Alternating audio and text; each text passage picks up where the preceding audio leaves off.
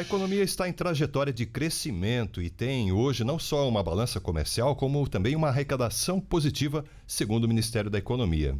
E com o processo de desinflação dos índices de preços ao consumidor, foi possível oferecer ao trabalhador um ganho real do salário mínimo, alcançando R$ 1.302 a partir de 1º de janeiro do ano que vem. Nós vamos saber agora um pouquinho mais da economia do nosso país e as principais ações e legados para o próximo ano com o secretário executivo do Ministério da Economia, Marcelo Guaranis. Boa noite, secretário.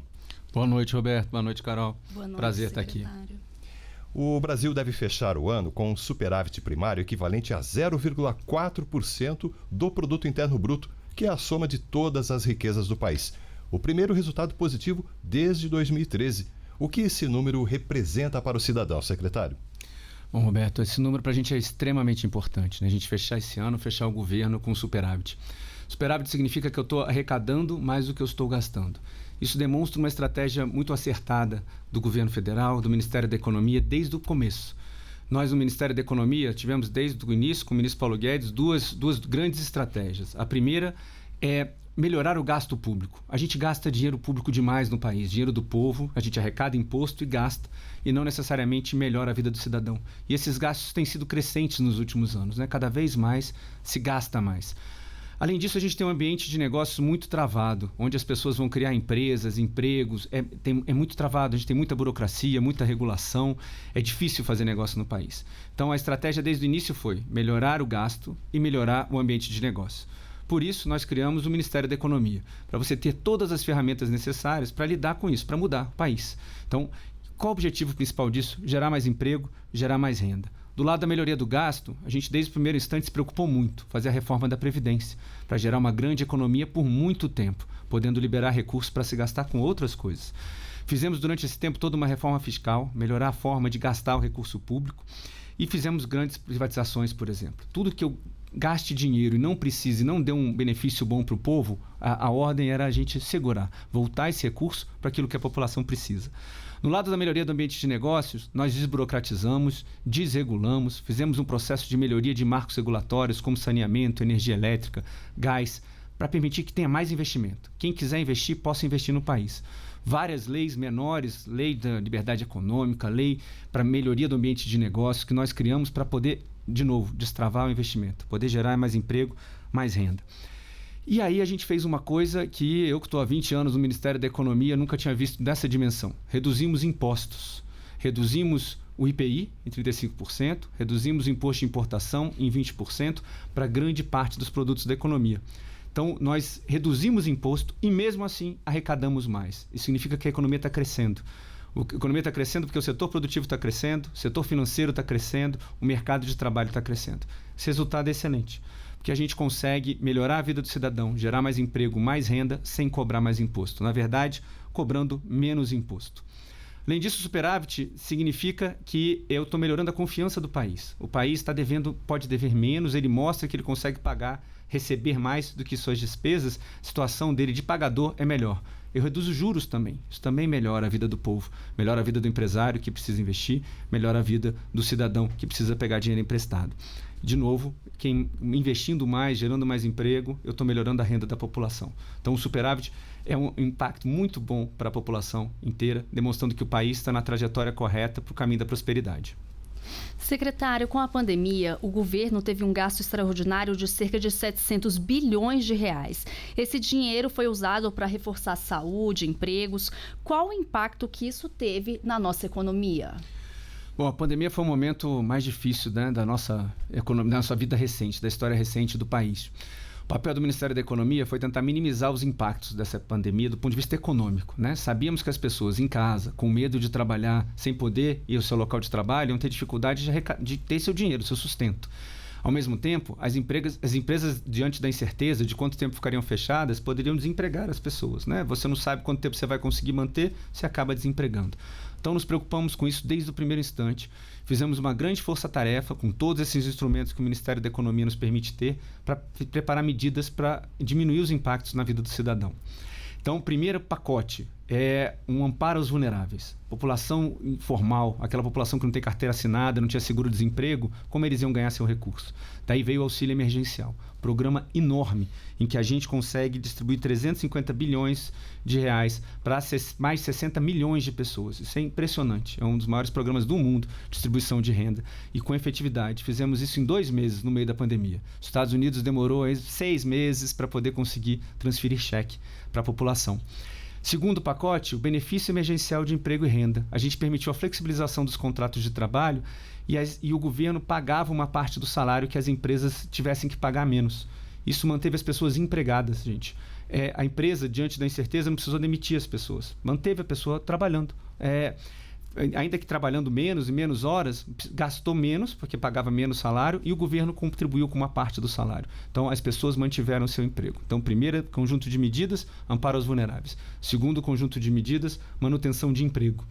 Além disso, a gente deu crédito para muitas empresas, para elas conseguirem sobreviver durante esse período. Demos mais de 149 bilhões de reais em crédito para mais de 1 milhão de empresas. Então, muita empresa recebeu créditos para poder passar por esse momento difícil.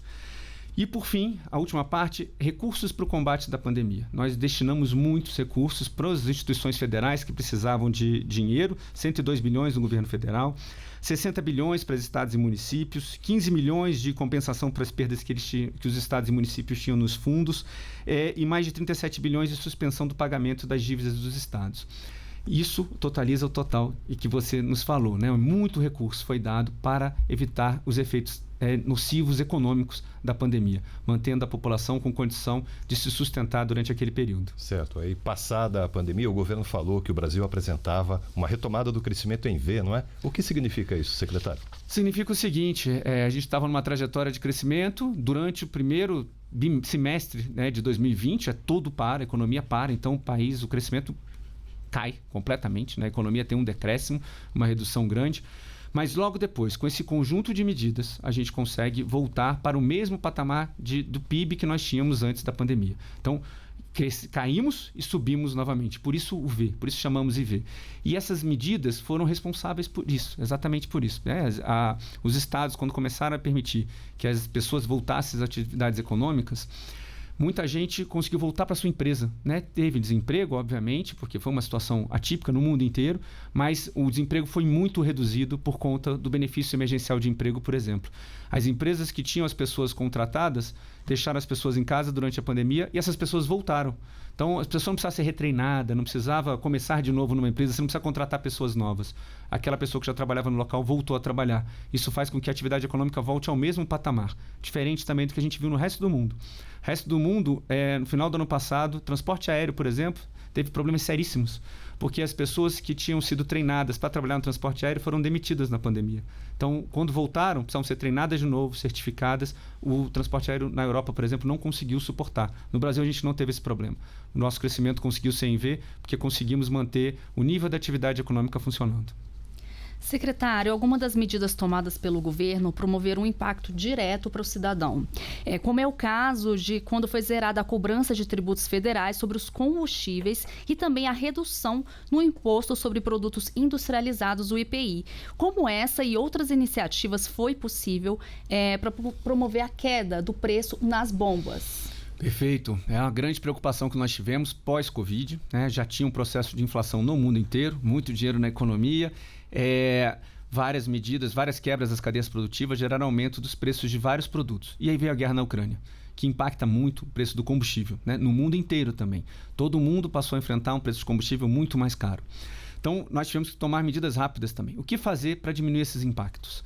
Então, tivemos várias discussões aqui. Se precisávamos dar subsídio para as empresas de combustível para segurar os preços, fazer um fundo de estabilização. Mas o que resolvemos? Não faz sentido manter o nível de imposto sobre a população se o preço do combustível está aumentando. Então, vamos fazer a nossa parte, vamos diminuir a arrecadação para que o preço diminua. Então, o Congresso fez com que os estados limitassem o ICMS, reduzindo os impostos cobrados sobre os combustíveis para o povo, e nós fizemos a nossa parte também. Reduzimos o PIS/COFINS, seguramos a tributação para que o preço reduzisse. Reduzindo o preço do combustível, né? Lembrando que a gente chegou a quase pagar R$ 8,00 no litro, ele veio para R$ 5,00 com um conjunto de medidas. Foi muito efetiva para diminuir o impacto sobre a população. O combustível acaba gerando impacto sobre outros produtos, né? Tudo ficou mais caro para a gente, porque tudo precisa de combustível para chegar nos supermercados. Então, nós também fizemos uma atitude agressiva para reduzir os impostos sobre produtos industrializados em 35%. Isso reduz o preço dos produtos, uma iniciativa pioneira que eu nunca vi deste tamanho, nesta dimensão no país. E, além disso, verificamos quais os produtos que tinham mais impacto na cesta básica, que estavam tendo aumento, e zeramos o imposto sobre importação desses produtos, permitindo que produtos importados viessem para baratear o preço e, ao mesmo tempo, impedir que os preços aumentassem ainda mais. Com isso, conseguimos controlar a inflação. Tínhamos expectativas em alguns meses de inflação cerca de 10%. Estamos entre 5% e 6% no final do ano. Secretário, este ano, o Programa de Parcerias de Investimentos registrou 48 projetos concluídos, resultando em mais de 101 bilhões em investimentos contratados. Queria que o senhor comentasse aí as principais iniciativas desse programa. O PPI é um programa de muito sucesso, né? Demonstra o alto nível de governança para que a gente toque projetos importantes para a população. Tem o objetivo de melhorar a prestação de serviço público, né? Os produtos concedidos melhoram, os serviços concedidos melhoram a vida do cidadão, melhoram a prestação. Vou lembrar dos nossos aeroportos, né? Que tivemos um grande programa de concessão no país, melhorou completamente o nível dos aeroportos que temos hoje em dia. E o PPI tem uma carteira de rodovias, ferrovias, aeroporto, de infraestrutura e de energia, que é muito importante e tem se consolidado nesses últimos anos. Mas, além disso, o PPI inovou com outros serviços que ainda não tinham tanta cultura de serem concedidos. Então, por exemplo, saneamento. O novo marco regulatório do saneamento permitiu que começássemos a fazer uma mudança na infraestrutura muito importante. Saneamento é um déficit muito grande no nosso país.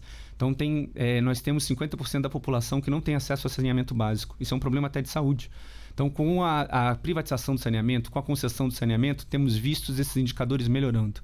Então, o PPI focou muito nesse tipo de parceria, novas, que não existiam. Saneamento, parceria com florestas, exploração de parques naturais, melhorar a preservação e, ao mesmo tempo, dar melhor acesso para a população. E outras iniciativas com os governos estaduais e municipais, como, por exemplo, iluminação pública. São diversos leilões que nós estamos fazendo, permitindo uma melhor prestação de serviço para a população com o menor preço. Ao mesmo tempo, estamos nos desfazendo daqueles ativos que gastam muito dinheiro do povo sem dar retorno para o povo, né? Onde gastamos muito recurso público e o povo não necessariamente tem um retorno adequado, transferindo isso para a iniciativa privada para que possa ser gerido de uma forma melhor. O PPI, com todas as suas ações e todos os seus projetos, nós já alcançamos mais de 900 bilhões de investimentos contratados nos próximos 10 anos. Então, é uma chuva de investimentos que foi garantida para o país durante a próxima década com o trabalho do PPI. Secretário, vamos falar agora de digitalização. O Brasil se tornou o segundo país mais digital do mundo entre 198 economias. Como alcançamos esse patamar? E com o programa do Gov.br, que traz serviços do governo reunidos em uma plataforma única, foi possível também reduzir os custos da máquina pública? Com certeza. A digitalização do governo é uma prioridade desde o primeiro instante. Isso foi feito com um maior nível de governança. É a prioridade do ministro Paulo Guedes, das nossas áreas, para melhorar justamente o serviço para a população. E o Brasil alcança esse patamar prestando serviços digitais para toda a população. Hoje, tudo. Eu, por exemplo, já viajei só com o celular sem levar minha carteira, né? Você viaja com a sua carteira de motorista, com o seu documento, você tem todas as suas informações ali dentro, você tem o documento do seu veículo ali dentro. A população consegue resolver os seus problemas, né? Resolver discussões sobre o abono, pagamento, né? Isso vem parte da digitalização bancária, mas tudo você consegue resolver com o celular. Isso facilita a vida do povo, né? A pessoa não precisa se deslocar até um local para resolver seu documento. Seu documento chega no seu celular. Isso é um espetáculo. Não só para o cidadão comum, mas para o empresário, que resolve muita coisa de forma digital. Nós, no governo, hoje em dia, já trabalhamos de forma digital, né? Todos os processos que assinamos são digitais. Isso facilita muito a vida da gente e diminui custos. Então, o Brasil, com essa marca, beneficia muito sua população, né? A população tem um governo mais fácil, consegue acessar de uma forma mais facilitada os serviços do governo. Outro assunto importante de tratarmos aqui, secretário, é o Brasil no exterior. Nós demos início ao processo de adesão à OCDE, a Organização para a Cooperação e Desenvolvimento Econômico. É importante fazermos parte de organismos como esse? Com certeza. A OCDE é um fórum extremamente interessante que se discute, para você ter noção, o lema da OCDE são melhores políticas para melhores vidas. Então, o que se discute lá? como fazer política pública que melhore a vida da população. Qual é o melhor sistema para a gente poder fazer delegação de um serviço público, para fazer uma concessão? Qual é a melhor forma de gerir recursos públicos, de gerir o governo, de contratar pessoas? Isso tudo está na pauta da OCDE.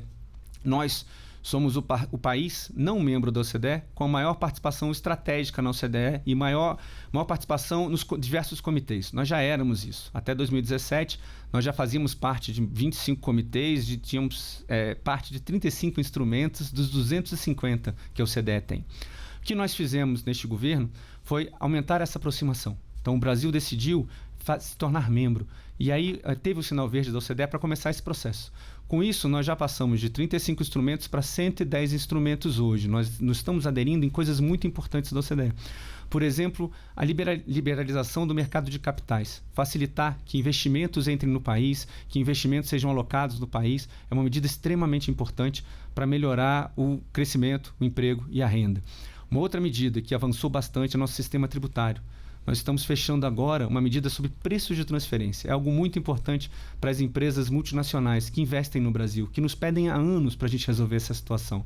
Então, estamos simplificando o nosso sistema tributário para um padrão OCDE que permita que as empresas investam mais aqui. Então, a adesão da OCDE faz com que tragamos mais investimentos, melhoramos o nível de emprego, melhoramos o nível de renda da população, levando isso para o nível dos países desenvolvidos. É um caminho ainda longo que temos a seguir, mas estamos na direção certa.